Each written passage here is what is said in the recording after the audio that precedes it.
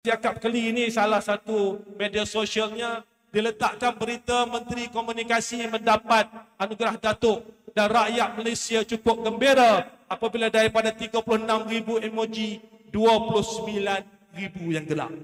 Mereka gembira dengan prestasi Menteri Komunikasi. Jadi sebab pengarah ada kat sini, saya nak kena bagi pengarah cakap panjang sikit. Kita dah nak sampai pukul 12. Jadi saya sentuh sedikit saja. Sahabat-sahabat kepimpinan, ahli-ahli yang berhormat, saudara-saudari, tuan-tuan, puan-puan yang hadir pada malam ini.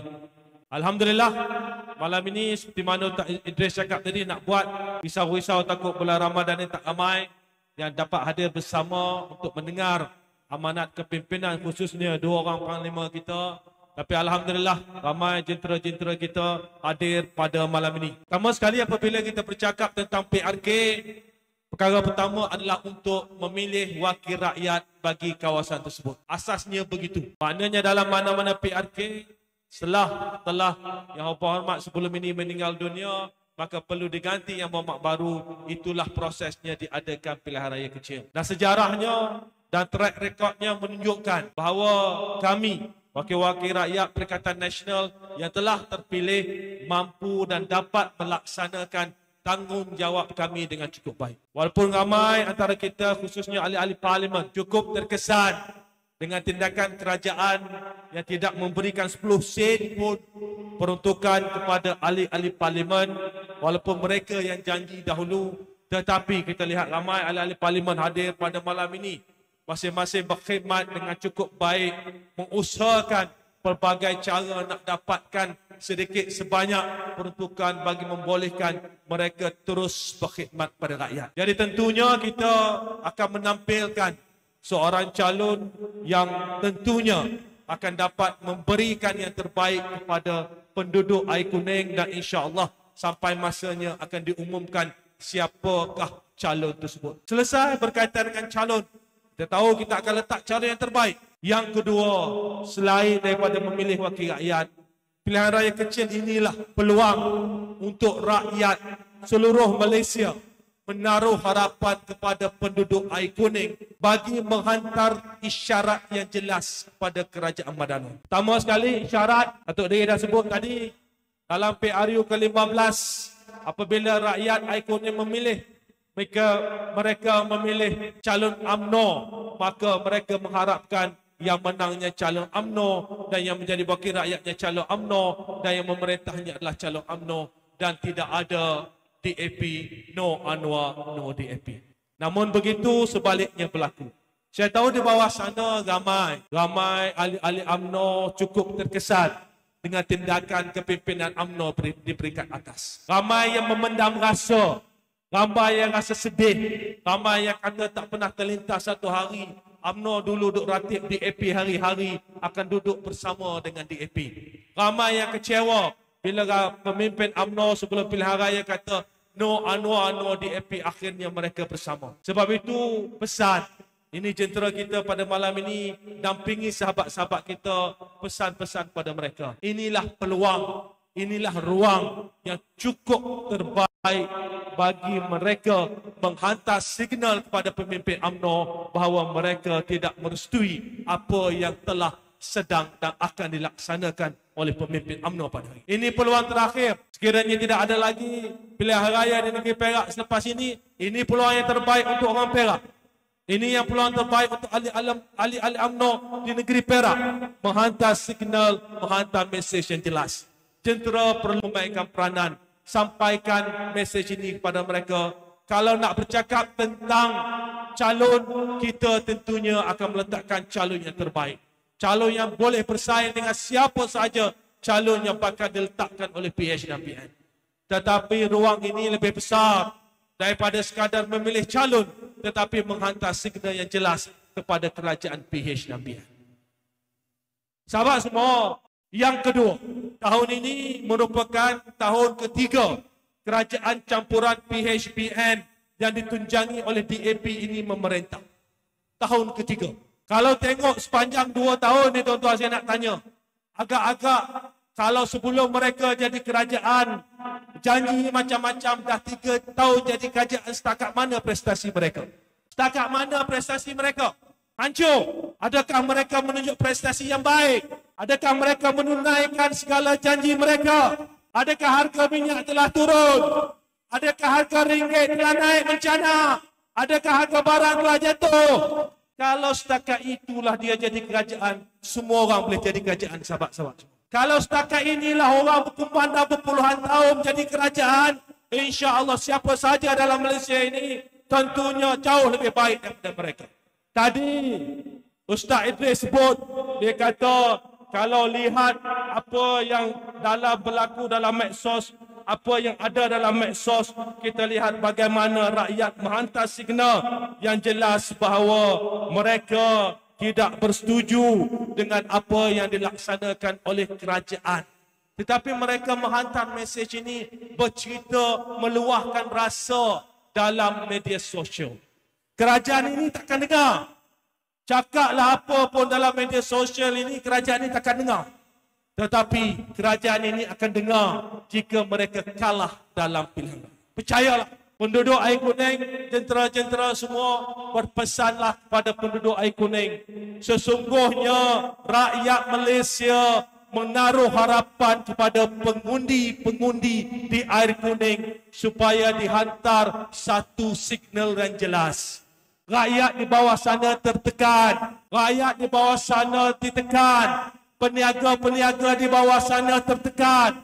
Dan apabila kita sampaikan, kita kata bahawa rakyat menghadapi kos sara hidup yang tinggi, rakyat merasa tekanan yang cukup hebat. Mereka kata data-data ekonomi menunjukkan ekonomi berkembang dengan baik. Mereka kata data-data inflasi menunjukkan inflasi tidak begitu tinggi. Saya bercakap dalam parlimen. Saya kata apabila kita bercakap tentang data-data ekonomi, data-data ekonomi ini dia ada cara nak kira dia.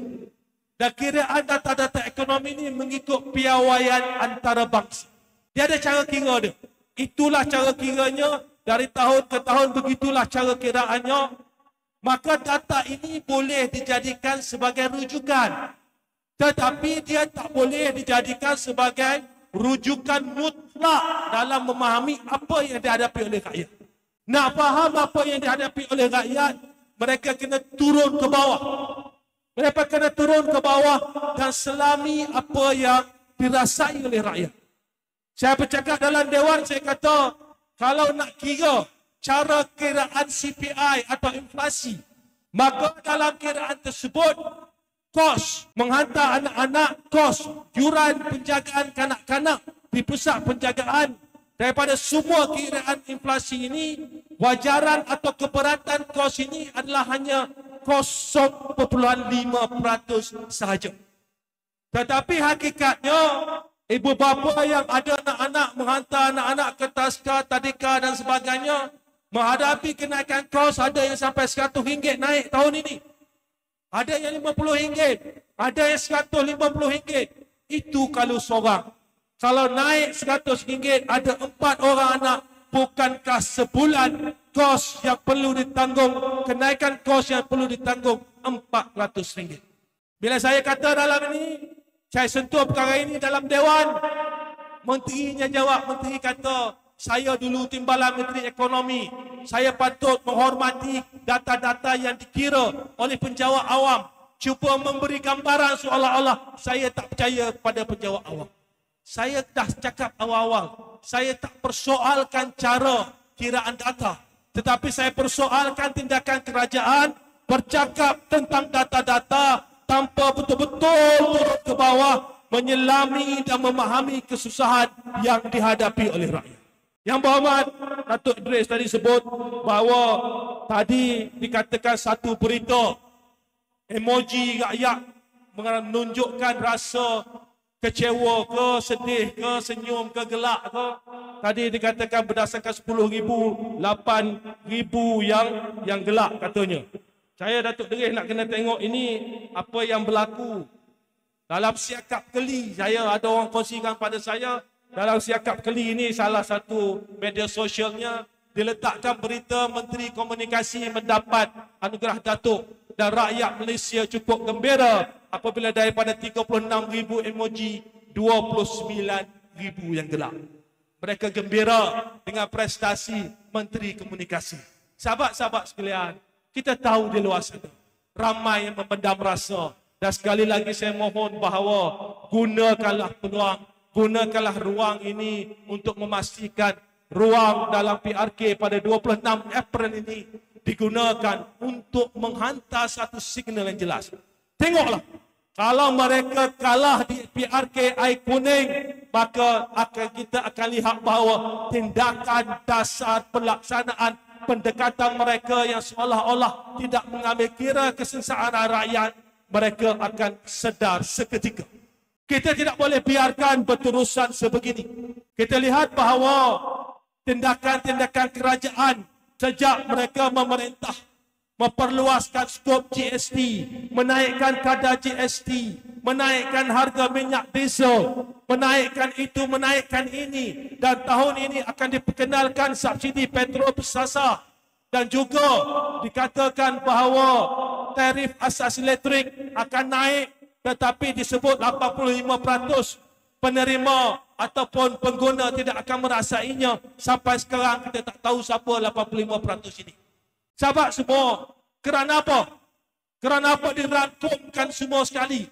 Kerana mereka yakin mereka buat apa saja pun dalam PRK dengan jentera yang ada mereka boleh menang, dan mereka boleh gunakan bahawa seolah-olah memberi gambaran rakyat menerima polisi dan dasar mereka.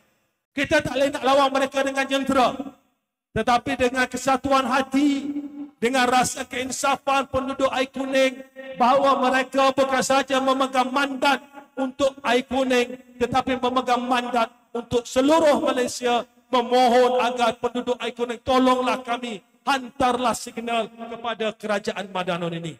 Saya yakin insya-Allah jika kita semua berusaha keras, kita teruskan usaha kita, 26 hari bulan nanti insya-Allah rakyat air kuning akan menghantar satu signal yang jelas pada kerajaan Madanon dengan memilih calon kita, calon Perikatan Nasional insya-Allah. Saya sudahi dengan wabillahi taufiq wal hidayah.